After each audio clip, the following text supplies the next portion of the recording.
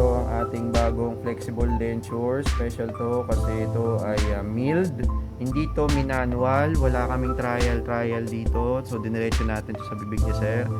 So wala na siyang ipin, sir. Wala na dito, saka dito.